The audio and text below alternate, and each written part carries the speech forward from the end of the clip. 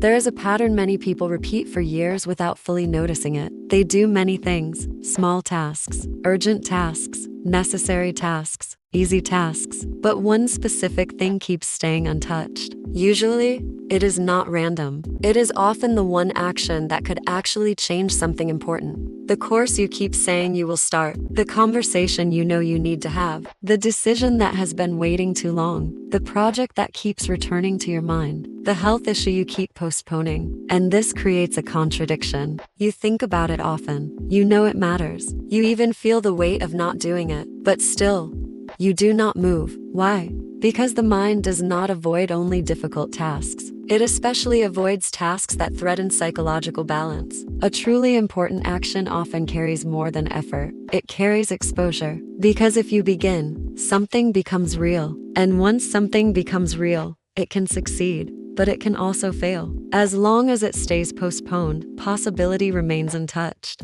An untouched possibility feels safer than concrete risk. This is why some people remain busy while still avoiding what matters most. Busyness can become protection. It creates the feeling of movement without confronting the one action that contains emotional consequence. The brain often prefers smaller completed actions because they produce quick reward. A message answered, a drawer organized, a minor task finished.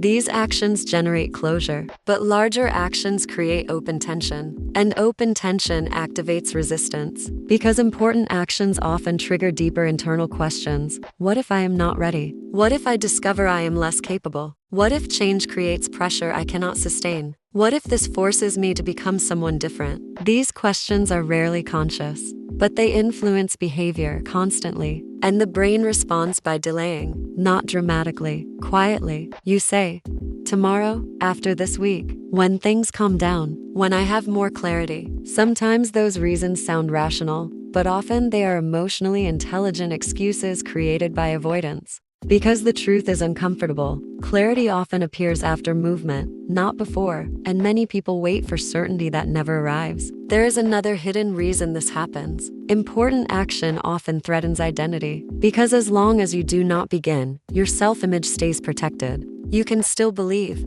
I could do it if I wanted. I just have not started yet. That belief protects self-esteem. Starting removes that protection. Now reality gives feedback, and feedback can challenge identity. That is why the first movement often feels heavier than the task itself. The mind is resisting what effort may reveal. And modern life makes this worse. Because there are endless substitutes for meaningful action. You can always answer something, watch something, organize something else, solve smaller urgencies. The day fills, and at night, the important thing remains untouched. Then guilt appears, and guilt adds another layer of weight. Now the action is no longer only important. It also carries accumulated self-criticism. And self-criticism increases avoidance again. Because beginning now also means facing how long you delayed. This creates a loop. Importance, delay, guilt, more delay. Many people think they need stronger motivation to break this. Usually, motivation is unstable.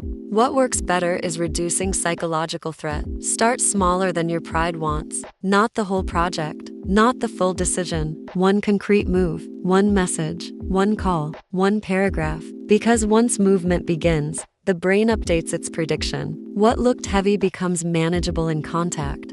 And this matters. The action that keeps returning to your mind usually returns for a reason. Not every repeated thought deserves attention, but some unfinished actions signal something deeper, where growth is waiting. And growth often stays hidden behind the exact thing you keep avoiding. That is why delay feels exhausting. Because part of your mind knows the cost of staying still. The cost of avoidance becomes larger than the discomfort of beginning. Many lives do not stay stuck because of lack of ability. They stay stuck because movement is emotionally postponed. And often, the thing you avoid most is the one path with the highest psychological weight because it actually matters. Which is exactly why it deserves movement first.